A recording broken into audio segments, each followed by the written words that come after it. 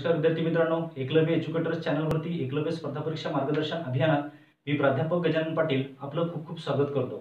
मित्रांनो, या अभियानामध्ये आपण भारतीय राज्यघटना या विषयात आणीबाणी हा चॅप्टर डिस्कस करत होतो। आपण त्यामध्ये पाहिलं होतं की भारतीय संविधानातील 18व्या विभागामध्ये कलम 352 ते कलम 360 दरम्यान आणीबाणी विषयक तरतुदी दिलेल्या आहेत। त्यामध्ये आपण पाहिलेलं आहे की 3 प्रकारच्या आणीबाणी ह्या देशामध्ये लागू करता येतात, जसे की फर्स्ट राष्ट्रीय आणीबाणी, त्यानंतर राष्ट्रपती राजवट आणि आर्थिक आणीबाणी। ह्या 3 प्रकारच्या त्या आणीबाणी आहेत। आपण ह्या तीनही प्रकारच्या आणीबाणी स्पेशली खूप व्यवस्थितपणे डिस्कस करण्याचा प्रयत्न केलेला आहे। जर तुम्ही ते मागचे लेक्चर्स पाहिले नसतील तर ते लेक्चर आधी पाहून घ्या आणि आजच्या लेक्चर्समध्ये या तीनही आणीबाणी संदर्भात जे तुलनात्मक जे विश्लेषण आहे ते विश्लेषण आपण इथे करणार आहोत। आपल्या एक्झाम पॉइंट ऑफ व्ह्यू ते विश्लेषण मोस्ट इम्पॉर्टंट आहे। अगदी तुम्ही जर व्यवस्थित जर तीनही आणीबाणीचं एक तुलनात्मक जर परीक्षण केलं आणि ते मुद्दे जर लक्षात ठेवले तर परीक्षेमध्ये जनरली आपले प्रश्न चुकणार नाही। तर हे जे ह्या ज्या तरतुदी आहेत की ज्या भारतीय संविधानामध्ये दिलेल्या आहेत, ह्या बेसिकली कशासाठी दिलेल्या आहेत तर देशामध्ये अशा काही अडचणी येऊ शकतात राजकीय दृष्ट्या, त्या अडचणी सोडविण्यासाठी हे एक प्रारूप आपल्याला संविधानामध्ये दिलेलं आहे।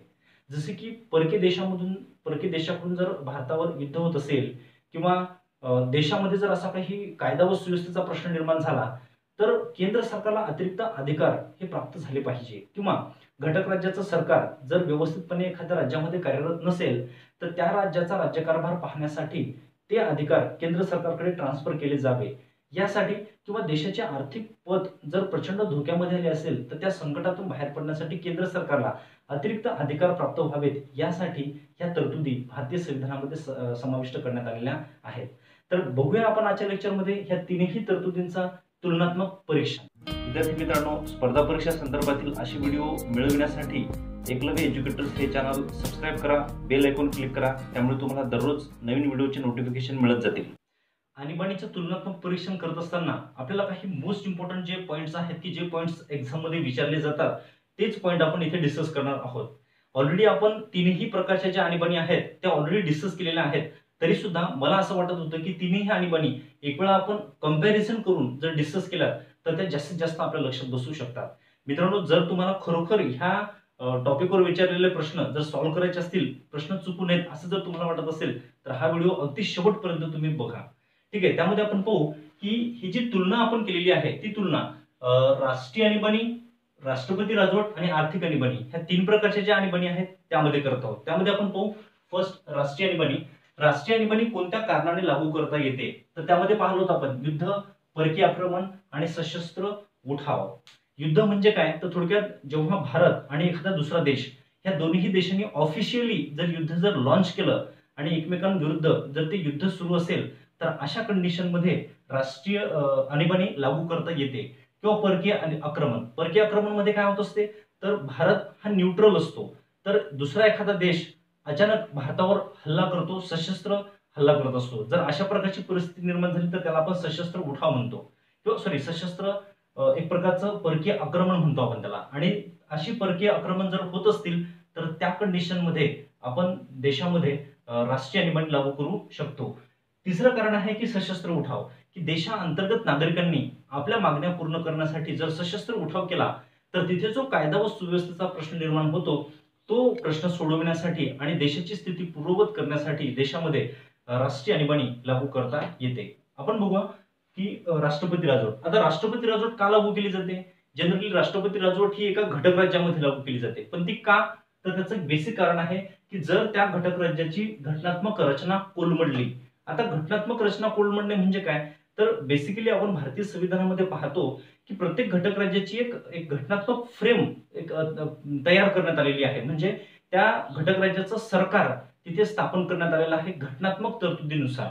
मग घटनात्मक तरतुदीनुसार जे त्या घटक राज्यामध्ये सरकार स्थापन करणं आवश्यक आहे त्या प्रकारचं सरकार जर स्थापन केलं गेलं नाही तर मग त्या घटक राज्यामध्ये केंद्र सरकारची सत्ता प्रस्थापित केली जाते, म्हणजे राष्ट्रपती राजवट लागू केली जाते। पुढचा मुद्दा आहे की जर समजा त्या घटक राज्यांनी केंद्र सरकारने दिलेले आदेश त्याचं जर पालन केलं नाही तर त्या कारणासाठी सुद्धा त्या घटक राज्याचं सरकार बरखास्त करून त्या घटक राज्यामध्ये केंद्र सरकारचे अधिकार प्रस्थापित करता येतात, किंवा त्या राज्याची सत्ता केंद्र सरकारकडे ट्रान्सफर करता येते, त्याला आपण म्हणतो राष्ट्रपती राजवट।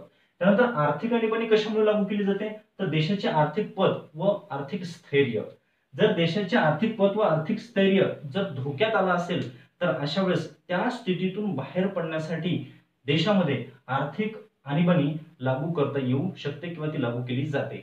आर्थिक आणीबाणी लागू केली जाते भारतीय संविधानातील कलम 360 नुसार. ठीक आहे.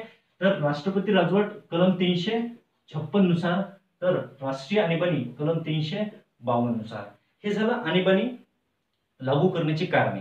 पुढचा तुलनात्मक मुद्दा आहे की जर समजा राष्ट्रीय आणीबाणी देशामध्ये जर लागू केली तर अशा वेळेस राज्याचं जे सरकार आहे म्हणजे घटक राज्याचं सरकार ते कोसळत नाही.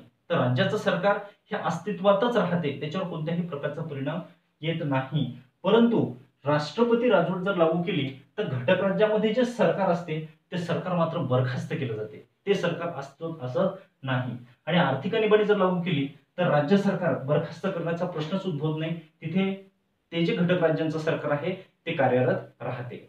नेक्स्ट तुलना, राष्ट्रीय आणीबाणी लागू करत असताना किंवा राष्ट्रीय आणीबाणी लागू केल्यानंतर घटक राज्यामध्ये जे कायदे करण्याचे अधिकार असतात किंवा त्याला आपण म्हणतो राज्यसूची, तर राज्यसूचीतील विषयावर कायदा करण्याचा अधिकार हा केंद्र सरकारला प्राप्त होतो. म्हणजे जे संसद आहे तर संसद राज्यसूचीतील विषयावर कायदा करू शकते. जनरली आपण जर पाहिलं सर्वसाधारण परिस्थितीमध्ये तर सर्वसाधारण परिस्थितीमध्ये संसद हे राज्यसूचीतील विषयावर कायदा करत नाही, तर राज्यसूचीतील विषयावर कायदा करण्याचा अधिकार हा केवळ घटक राज्याच्या सरकारला म्हणजे राज्य विधिमंडळाला आहे. पण इन केस जर देशामध्ये राष्ट्रीय आणीबाणी जर लागू केली तर अशा वेळेस मात्र त्या घटक राज्यांचे जे अधिकार आहेत ते केंद्र सरकारकडे ट्रान्सफर होतात आणि त्या अधिकारासंदर्भात म्हणजे राज्यसूचीतील अधिकारासंदर्भात कायदा करण्याचा अधिकार हा केंद्र सरकारला प्राप्त होतो. केंद्र सरकारला तो अधिकार प्राप्त होतो, परंतु तसे कायदे करण्याचा अधिकार हा केवळ संसदेला असतो. म्हणजे केंद्रीय स्तरावर पंतप्रधान आणि त्यांचं मंत्रिमंडळ जे कार्यकारी मंडळ असते ते कार्यकारी मंडळ कायदा करू शकत नाही, तर तसा कायदा केवळ आणि केवळ संसदेतच केला पाहिजे असं त्याच्यामध्ये आपण म्हणजे पाहू शकतो. यासोबतच राष्ट्रपती राजवट याची जर आपण तुलना केली तर राष्ट्रपती राजवट जर घटक राज्यामध्ये जर लागू केली तर अशा वेळेस राज्यसूचीतील विषयावर कायदा करण्याचा अधिकार हा केंद्र सरकारला प्राप्त होतो डेफिनेटली. म्हणजे राष्ट्रीय आणीबाणी आणि राष्ट्रपती राजवट दोन्ही प्रकारच्या आणीबाणीमध्ये घटक राज्याचे जे अधिकार आहेत त्या संदर्भात कायदा करण्याचा अधिकार हा केंद्राला प्राप्त होतो. पण इथे थोडासा डिफरन्स आहे.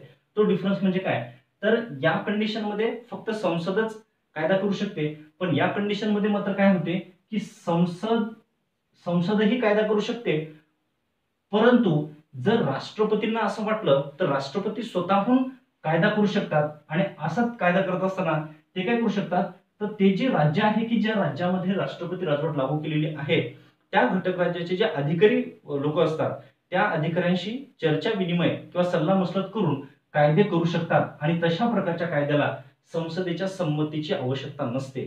हा एक बेसिक डिफरन्स जो आहे आपल्या एक्झाम पॉईंट ऑफ व्ह्यू आपण लक्षात घेतला पाहिजे. पुढचा मुद्दा आहे आर्थिक आणीबाणी. आर्थिक आणीबाणीच्या वेळेस राज्य सूचीतील विषयांवर कायदा करण्याचा अधिकार केंद्र सरकारला प्राप्त होतो का, तर हा फारसा इश्यू इथे येत नाही, कारण की इथे फारशा काही अशा स्पष्ट त्याबद्दल तरतुदी दिलेल्या नाहीत. परंतु घटक राज्यामध्ये जे कायदे केले जातात राज्य सरकारच्या माध्यमातून, तर ते कायदे करत असताना राज्य सरकारने जर एखादं धनविधेयक पास केलं असेल तर ते धनविधेयक मात्र राष्ट्रपतीच्या संमतीसाठी राखीव केलं जाऊ शकते किंवा ते राखून ठेवलं जाऊ शकते. ठीक आहे. हे झाला तिसरा डिफरन्स. त्यानंतर चौथा डिफरन्स आपण पाहू शकतो की राष्ट्रीय आणीबाणी जर एकदा लागू केली तर ती किती वर्षासाठी लागू राहू शकते, तर त्याचा अनिश्चित काळ आहे. कितीही वर्षासाठी ती राष्ट्रीय आणीबाणी ही लागू करता येते. त्यानंतर राष्ट्रपती राजवट ही जास्तीत जास्त 3 वर्षापेक्षा जास्त काळासाठी राष्ट्रपती राजवट लागू करता येत नाही. त्यामध्ये सुद्धा असे 2 मुद्दे आहेत. जनरली राष्ट्रपती राजवट ही 1 वर्ष, ठीक आहे, एका वर्षासाठीच असते. पण इन केस जर त्या घटक राज्यामध्ये की ज्या घटक राज्यात राष्ट्रपती राजवट लागू केलेली आहे त्या घटक राज्यामध्ये जर इलेक्शन घेणं पॉसिबल नसेल किंवा देशामध्ये राष्ट्रीय आणीबाणी असेल, जर ह्या 2 कंडिशन असतील तर मग ह्या 2 कंडिशन जर फॉलो झाल्या तर ती राष्ट्रपती राजवट ही 3 वर्षापर्यंत वाढवता येते. परंतु जास्तीत जास्त 3 वर्षापर्यंत, 3 वर्षापेक्षा जास्त काळासाठी राष्ट्रपती राजवट असू शकत नाही. राष्ट्रीय आर्थिक आणीबाणीचा जर विचार केला तर आर्थिक आणीबाणी सुद्धा अनिश्चित काळासाठी लागू केली जाते. जसे की राष्ट्रीय आणीबाणी अनिश्चित काळासाठी आहे, कोणताही टाइम पिरियड फिक्स नाही. तसंच आर्थिक आणीबाणीचं सुद्धा आहे की ती फिक्स अशा निश्चित वेळेसाठी नाही तर अनिश्चित काळासाठी लागू करता येते. पुढचा जो डिफरन्स आहे तो म्हणजे असा की राष्ट्रीय आणीबाणी लागू केल्यानंतर त्या राष्ट्रीय आणीबाणी विरुद्ध न्यायालयात जाता येते का, तर यस, न्यायालयात जाता येते. म्हणजे राष्ट्रीय आणीबाणी ज्या कारणासाठी लागू केली जाते ते कारण न्यायालयीन पुनर्विलोकनास पात्र आहे का, तर डेफिनेटली. म्हणजे जेव्हा राष्ट्रपती राष्ट्रीय आणीबाणी घोषित करतात तर ती खरोखर राष्ट्रीय आणीबाणी घोषित करण्याची परिस्थिती होती का, याचं न्यायालयीन पुनर्विलोकन न्यायालयामध्ये करता येते. आणि जर समजा न्यायालयाने असं म्हटलं की अशी परिस्थितीच नाही की ज्या परिस्थितीमुळे तिथे राष्ट्रीय आणीबाणी लागू केलेली आहे, तर अशा वेळेस ती राष्ट्रीय आणीबाणी कॅन्सलही होऊ शकते. मग अशाच प्रकारचं न्यायालयीन पुनर्विलोकन हे राष्ट्रपती राजवटीचं करता येते का, तर इथे सुद्धा यस, डेफिनेटली करता येते. आर्थिक आणीबाणीचं तर आर्थिक आणीबाणी विरुद्ध सुद्धा आपल्याला न्यायालयात जाता येऊ शकते आणि न्यायालयात त्या विरुद्ध दाद मागता येऊ शकते. अशा प्रकारे नेक्स्ट जो डिफरन्स आहे तो म्हणजे काय, तर राष्ट्रीय आणीबाणी राष्ट्रपती घोषित करतात. ज्या दिवशी राष्ट्रपतींनी राष्ट्रीय आणीबाणी घोषित केली त्या दिवसापासून राष्ट्रीय आणीबाणी लागू होते. परंतु त्या आणीबाणीला संमती देण्याची आवश्यकता आहे का, तर यस, डेफिनेटली संमती द्यावी लागते. संमती कोणाची, तर संसदेची. संसदेच्या संमतीशिवाय ती राष्ट्रीय आणीबाणी कंटिन्यू होऊ शकत नाही. जसे की राष्ट्रपतींनी एखाद्या वेळेस 1 जानेवारी 2020 ला राष्ट्रीय आणीबाणी लागू केली आणि अशी राष्ट्रीय आणीबाणी जर लागू केली राष्ट्रपतींनी, तर त्या आणीबाणीला संसदेची संमती ही बंधनकारकच आहे, आवश्यक आहे. त्यामुळे इथे यस. आता संसदेची संमती ही किती दिवसाच्या आत पाहिजे, तर त्याला आपण म्हणू 1 महिन्याच्या आत. 1 महिन्याच्या आत संसदेने त्याला संमती दिली पाहिजे. संसदेची संमती म्हणजे थोडक्यात आपण असं म्हणू शकतो की राज्यसभा, ठीक आहे, आणि लोकसभा. एखाद्या वेळेस असंही होऊ शकते की आणीबाणी जाहीर केली आणि लोकसभा बरखास्त झाली. मग या कंडिशन मध्ये काय होईल, तर जेव्हा नव्याने लोकसभा निर्माण होईल किंवा इलेक्शन घेऊन जी नवनिर्वाचित लोकसभा असेल त्या लोकसभेने पुढे नियुक्त झाल्यानंतर 1 महिन्याच्या आत लोकसभेने संमती देणं हे आवश्यक आहे. परंतु राज्यसभेने मात्र राष्ट्रपतींनी ज्या दिवशी राष्ट्रीय आणीबाणी लागू केली त्या दिवसापासून 1 महिन्याच्या आतच संमती देणं हे आवश्यक आहे. आणि जी संमती दिली जाते दोन्ही सभागृहामध्ये तशा प्रकारचा ठराव हा विशेष बहुमताने पास करणं हे आवश्यक आहे. ठीक आहे. पुढे राष्ट्रपती राजवट. राष्ट्रपती राजवट लागू केल्यानंतर संमतीची आवश्यकता आहे का, तर डेफिनेटली इथे सुद्धा संमतीची आवश्यकता आहे. संमती कोणाची आवश्यक आहे, तर इथे सुद्धा संसद, एक्झॅक्टली संसदेची संमती इथे आवश्यक असते. किती महिन्याच्या आत, तर 2 महिन्याच्या आत. संसदेच्या दोन्ही सभागृहाची संमती इथे 2 महिन्याच्या आत मिळणं हे आवश्यक आहे. म्हणजे राष्ट्रपती राजवट आणि आर्थिक आणीबाणी दोन्ही आणीबाणीमध्ये सारखीच कंडिशन आहे की संसदेची संमती 2 महिन्याच्या आत, 2 महिन्याच्या आत. इथे सुद्धा आपल्याला एक मुद्दा डिस्कस करायचा आहे, तो म्हणजे काय, तर जर समजा राष्ट्रपती राजवट किंवा आर्थिक आणीबाणी लागू केली आणि दरम्यान जर लोकसभा बरखास्त झाली असेल तर मग काय करायचं. जर लोकसभा बरखास्त झाली तर 2 महिन्याच्या आत राज्यसभेची संमती ही आवश्यकच आहे. आणि पुढे जेव्हा नवीन लोकसभा स्थापन होईल तेव्हा नवीन लोकसभा स्थापन झाल्यानंतर त्यांची जी पहिली बैठक असते त्या पहिल्या बैठकीमध्ये 30 दिवसाच्या आत, ठीक आहे, पहिल्या बैठकीत 30 दिवसाच्या आत त्या आणीबाणीला म्हणजे राष्ट्रपती राजवट आणि आर्थिक आणीबाणीला संमती मिळणं हे आवश्यक आहे. आणि दोन्ही कंडिशन मध्ये संसदेची जी संमती आहे ती संमती देत असताना एक आपण त्याला सांगू शकतो किंवा साधं बहुमत, ठीक आहे, साधं बहुमत आवश्यक असते. साधं बहुमत म्हणजे हा एक थोडासा डिफरन्स इथे आपल्याला पाहायचा आहे की राष्ट्रपती राजवट आणि आर्थिक आणीबाणी 2 महिन्याच्या आत संसदेची संमती, राष्ट्रीय आणीबाणी 1 महिन्याच्या आत संमती, राष्ट्रीय आणीबाणी विशेष बहुमत आणि राष्ट्रपती राजवट व आर्थिक आणीबाणी साधं बहुमत. तर अशा प्रकारचा तो डिफरन्स. पुढचा डिफरन्स जर पाहिला आपण तर राष्ट्रीय आणीबाणी लागू केल्यानंतर ती राष्ट्रीय आणीबाणी जेव्हा आपण अनिश्चित काळासाठी लागू ठेवतो तर ती अनिश्चित काळासाठी लागू ठेवण्यासाठी दर 6 महिन्यांनी त्या आणीबाणीला संसदेची संमती घ्यावी लागते. प्रत्येक 6 महिन्यांनी म्हणजे असे 6 महिन्यांनी अनिश्चित काळासाठी ती कंटिन्यू ठेवता येऊ शकते. परंतु प्रत्येक 6 महिन्यांनी संसदेची संमती तेही विशेष बहुमताने घेणं हे बंधनकारकच आहे, ते आवश्यक आहे. राष्ट्रपती राजवट राष्ट्रपती राजवट केवळ जास्तीत जास्त 3 वर्षासाठी लागू करता येते आणि ते सुद्धा जर 3 वर्षापर्यंत ठेवायचे असेल तर इथे सुद्धा दर 6 महिन्यांनी एक्झॅक्टली म्हणजे राष्ट्रीय आणीबाणीप्रमाणेच इथे सुद्धा दर 6 महिन्यांनी त्या आणीबाणीला अप्रुव्हल द्यावं लागते, म्हणजे थोडक्यात संसदेची संमती द्यावी लागते. पुढे आर्थिक आणीबाणी जर लागू केली तर ती अनिश्चित काळासाठी राहते, परंतु इथे 6 महिन्याला संमती देण्याची आवश्यकता नाही. एक वेळा आर्थिक आणीबाणीला संमती मिळाली की ती संमती ही अनलिमिटेड काळासाठी लागू असते. त्यासाठी दर 6 महिन्याने अशा प्रकारे संमती देण्याची आवश्यकता नसते. पुढचा डिफरन्स आहे की राष्ट्रीय आणीबाणी कशा प्रकारे समाप्त केली जाते. तर राष्ट्रीय आणीबाणी समाप्त करत असताना तिथे आपण असं म्हणू की 2 मार्ग आहेत. एक तर राष्ट्रपती स्वतः तशा प्रकारचा आदेश देऊ शकतात राष्ट्रीय आणीबाणी समाप्त करण्याचा. जर राष्ट्रपतीने कोणत्याही क्षणी राष्ट्रीय आणीबाणी समाप्त करण्याचा जर आदेश दिला तर तिथे राष्ट्रीय आणीबाणी समाप्त होते.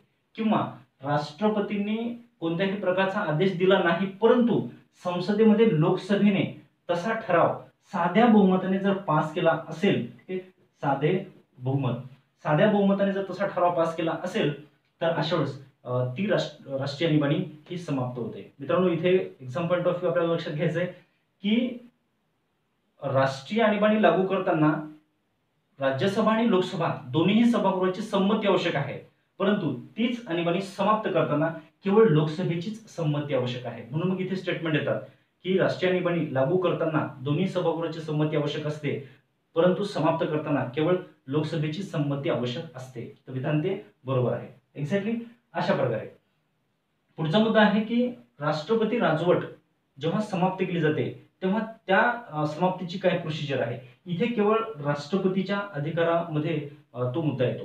राष्ट्रपतींनी जर जाहीर केलं की राष्ट्रपती राजवट समाप्त, तर या कंडिशनमध्ये राष्ट्रपती राजवट ही समाप्त होते.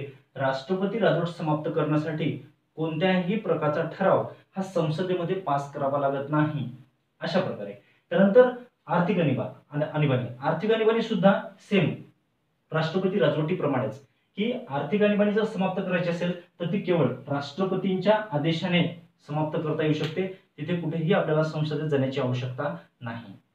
पुढचा डिफरन्स असा आहे की जर राष्ट्रीय आणीबाणी लागू केली तर मूलभूत हक्क समाप्त होतात. भारतीय नागरिकांना भारतीय संविधानामध्ये कलम 12 ते 35 दरम्यान जे काही मूलभूत हक्क प्राप्त झालेले आहेत ते सर्व मूलभूत हक्क हे रद्द होतात. फक्त त्याला अपवाद आहे कलम 20 आणि कलम 21. ह्या दोन कलमनुसारचे मूलभूत हक्क आपल्याला प्राप्त झालेले आहेत. तर ही 2 मूलभूत हक्क आपले कोणत्याच कंडिशनमध्ये समाप्त होत नाहीत राष्ट्रीय आणीबाणीमध्ये, परंतु इतर जे मूलभूत हक्क आहेत तर ते इतर मूलभूत हक्क मात्र समाप्त होतात. आता इथे आपल्याला आणखी थोडंसं डीप लेवलला जाऊन इथे डिस्कस करायचं आहे की जर समजा राष्ट्रीय आणीबाणी ही युद्ध आणि परकीय आक्रमण या 2 कारणामुळे जर लागू करण्यात आली असेल तर त्या कंडिशनमध्ये फक्त कलम 20 आणि 21 सोडून इतर सर्व मूलभूत हक्क आपले रद्द होतात. परंतु जर राष्ट्रीय आणीबाणी ही सशस्त्र उठाव या कारणामुळे जर लागू केली असेल तर कलम 20, कलम 21 आणि कलम 19 हे 3 कलम वगळता इतर मूलभूत हक्क हे समाप्त होत असतात. म्हणजे याचा अर्थ काय, तर सशस्त्र उठाव या कारणाने जर राष्ट्रीय आणीबाणी जर घोषित केली तर कलम 19 नुसार प्राप्त होणारे जे 6 महत्वाचे मूलभूत हक्क आहेत तर ते 6 मूलभूत हक्क आपले शाबूत राहतात, ते समाप्त होत नाहीत. हा झाला एक डिफरन्स. त्यानंतर राष्ट्रपती राजवट लागू केल्यानंतर मूलभूत हक्क समाप्त होतात का, तर नाही. मूलभूत हक्कावर कोणत्याही प्रकारचा परिणाम होत नाही राष्ट्रपती राजवट लागू केली असता किंवा आर्थिक आणीबाणी लागू केली असता. आर्थिक आणीबाणीमध्ये सुद्धा व्यक्तीच्या मूलभूत हक्कावर कोणत्याही प्रकारचा परिणाम होत नाही. त्यानंतर पुढचा जो डिफरन्स आहे तो म्हणजे राष्ट्रीय आणीबाणी ही संपूर्ण देशामध्ये असू शकते किंवा देशातील काही भागामध्ये असू शकते. आणि राष्ट्रपती राजवट जर पाहिली आपण तर ती एका घटक राज्यात असते. ठीक आहे, एका घटक राज्यात होऊ शकते. एकाच वेळा एकापेक्षा जास्त घटक राज्यामध्ये असू शकते. जसे की आपण पाहिलं होतं 1977 ला इंदिरा गांधी यांचं सरकार गेल्यानंतर म्हणजेच काँग्रेसचं सरकार गेलं आणि जनता दलचं सरकार आलं होतं, तेव्हा मोरारजी देसाई यांनी काँग्रेस शासित 9 घटक राज्याचं सरकार हे बरखास्त केलं, म्हणजे राष्ट्रपती राजवट त्या ठिकाणी लागू केलेली होती. तर अशा प्रकारे 9 राज्यामध्ये, परंतु मात्र त्याचं जे क्षेत्र आहे राष्ट्रपती राजवटीचं तर ते क्षेत्र आहे घटक राज्य आणि राष्ट्रीय आणीबाणीचं जे क्षेत्र आहे ते संपूर्ण देश किंवा देशातला एखादा प्रदेश असू शकतो. ठीक आहे. आणि आर्थिक आणीबाणी जी आहे तर ही जनरली संपूर्ण देशामध्येच लागू केली जाते. तर मित्रांनो, हे झाले काही बेसिक डिफरन्स या आणीबाणीशी रिलेटेड. आता इथे आणखी महत्वाचा एक मुद्दा आपल्याला इथे डिस्कस करणं थोडासा आवश्यक आहे. तो मुद्दा म्हणजे कोणता? तर ही जी आणीबाणी आहे ह्या तीनही प्रकारच्या आणीबाणी ज्या घोषित केल्या जातात तर ह्या आणीबाणी प्रचंड वादातीत त्या तरतुदी आहेत. तर याच्यावरती टीका केली जाते. मग थोडक्यात टीकात्मक परीक्षण काय आहे तर टीकात्मक परीक्षण सुद्धा आपल्याला आपल्या exam point of view most important ठरते. आणीबाणी विषयक तरतुदींवरती जी टीका केली जाते त्यामध्ये एक 4-5 टीका ह्या मोस्ट इम्पॉर्टंट आहेत की ज्या परीक्षेमध्ये विचारल्या जाऊ शकतात. त्यामध्ये आपण असं म्हणू शकतो की जी आणीबाणी आपल्याला संविधानामध्ये दिलेली आहे त्या आणीबाणीमुळे देशाचं जे संघराज्य स्ट्रक्चर आहे, म्हणजे जे संविधानामध्ये देशाचं संघराज्य स्ट्रक्चर सांगितलेलं आहे ते संघराज्य स्ट्रक्चर धोक्यात येऊ शकते. म्हणजे एक्झॅक्टली कसं? तर लक्षात घ्या मित्रांनो, आणीबाणी जर घोषित केली तर केंद्र सरकारला अतिरिक्त अधिकार प्राप्त होतात आणि केंद्र सरकारला अतिरिक्त अधिकार प्राप्त झाल्यामुळे ते घटक राज्यांचे जे अधिकार आहेत ते स्वतःकडे आकर्षित करत असतात आणि घटक राज्यांच्या अधिकार जर केंद्र सरकारकडे जर शिफ्ट होत असतील तर ते जे एक संघराज्य स्ट्रक्चर आहे ते तिथे समाप्त होते. कारण की संघराज्य स्ट्रक्चरमध्ये काय महत्वाचं आहे तर केंद्र सरकारचे अधिकार केंद्र सरकारकडे आणि राज्य सरकारचे अधिकार राज्य सरकारकडे हे मेंटेन करणं खूप आवश्यक आहे. आणि जर हे मेंटेन होऊ शकलं नाही, राज्याचे अधिकार केंद्राकडे गेले तर याला आपण म्हणू केंद्राकर्षी एक प्रकारची ती परिस्थिती. आणि अशी परिस्थिती जर निर्माण होत असेल तर ते जे संघराज्य स्ट्रक्चर आपल्या भारतीय संविधानामध्ये समाविष्ट करण्यात आलेलं आहे ते स्ट्रक्चरच तिथे धोक्यात येत असते. त्यामुळे ह्या तरतुदींवरती प्रचंड टीका केली जाते की अशा प्रकारच्या ह्या तरतुदी भारतीय संविधानामध्ये असू नयेत किंवा त्याचा वापर फारसा केला जाऊ नये. त्यानंतर पुढचा एक मुद्दा आहे की देशामध्ये हुकुमशाहीची स्थिती निर्माण होऊ शकते. कारण की ह्या प्रकारच्या आणीबाणी लागू केल्यामुळे तीनही प्रकारच्या आणीबाणी आपण पाहिलेल्या आहेत.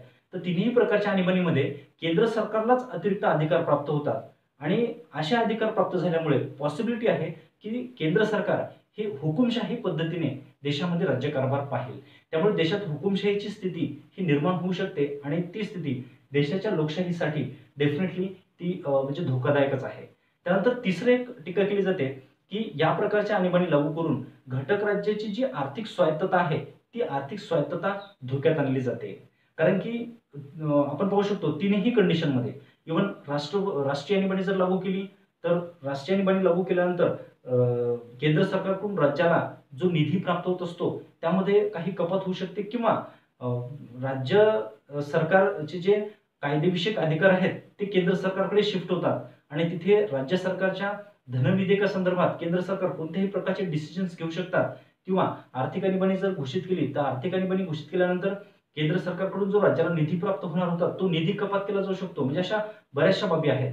म्हणून घटक राज्याची जी आर्थिक स्वायत्तता आहे ती आर्थिक स्वायत्तता बऱ्यापैकी तिथे संपुष्टात येत असते. त्यानंतर पुढची टीका केली जाते की भारतीय नागरिकांचे मूलभूत हक्क रद्द होतात.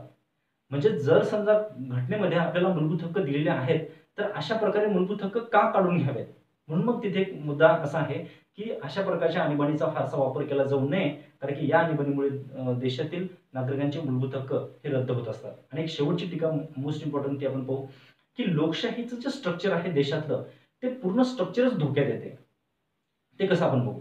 जर समजा देशामध्ये राष्ट्रीय आणीबाणी जर लागू केली तर राष्ट्रीय आणीबाणी लागू केल्यानंतर लोकसभेचा जो कार्यकाळ असतो तो कार्यकाळ वाढवता येतो. तो किती वर्षासाठी वाढवता येतो तर अनलिमिटेड काळासाठी. आणि लोकसभेमध्ये ज्या पक्षाला बहुमत प्राप्त आहे त्या पक्षाचं सरकार असते आणि त्याच सरकारने जर देशामध्ये राष्ट्रीय आणीबाणी लागू केली तर ती राष्ट्रीय आणीबाणी अनिश्चित काळासाठी असते आणि त्या आणीबाणीच्या काळामध्ये लोकसभेचा कार्यकाळ वाढवता येतो. म्हणजे ते सरकार सुद्धा अनिश्चित काळासाठी अस्तित्वात असते. मग जर समजा एखाद्या वेळेस एखाद्या गव्हर्नमेंटनी अशा प्रकारची राष्ट्रीय आणीबाणी घोषित करून जर ती अनलिमिटेड काळासाठी कंटिन्यू करत गेले आणि लोकसभेचा कार्यकाळ जर वाढवत गेले तर देशाचं जे लोकशाही स्ट्रक्चर आहे ते धोक्यात येते. कशामुळे? कारण की हे जे सरकार असते ते सरकार लोकांनी निवडून दिलेलं असणं आवश्यक आहे आणि या कंडिशनमध्ये ते सरकार लोकांनी निवडून देण्याची आवश्यकता नाही तर ते आपोआपच आपलं जे अस्तित्व आहे ते टिकवून ठेवू शकते. मग तिथे लोकशाही धोक्यात आली असं आपल्याला डेफिनेटली म्हणता येईल. कारण की लोकशाहीमध्ये आपण पाहतो की लोकांनी लोकांसाठी निर्माण केलेलं जे सरकार असते ते म्हणजे लोकशाही. ठीक आहे, आणि तेच स्ट्रक्चर इथे धोक्यात येत असते. म्हणून बऱ्याच वेळा इथे असं म्हटलं जाते की शक्यतो कोणत्याही म्हणजे असं खूप डिफिकल्ट कंडिशन आल्याशिवाय जी ही आणीबाणी आहेत, तर ह्या तिन्ही प्रकारच्या आणीबाणी ह्या देशामध्ये लागू होऊ नयेत. परंतु आपण जर तिथे पाहिलं तर राष्ट्रीय आणीबाणी आतापर्यंत 3 वेळा, राष्ट्रपती राजवट तर भरपूर वेळा लागू केलेली आहे. फक्त आर्थिक आणीबाणी जी आहे तीच मात्र आपल्या देशामध्ये आतापर्यंत लागू करण्यात आलेली नाही. तर हे झालं मित्रांनो आपलं आणीबाणीविषयक संपूर्ण डिस्कशन. जर तुमच्या मनामध्ये काही प्रश्न असतील तर ते प्रश्न मला कमेंट्स थ्रू कळवत जा. त्याची उत्तर तुम्हाला शक्य तितक्या लवकर हे दिले जातीलच. तुम्ही मागचं जे काही आहे आपलं रिव्हिजन, तर ते रिव्हिजन तुम्ही करत राहा. भेटू आपण पुढच्या लेक्चर्समध्ये. जय हिंद, जय भारत.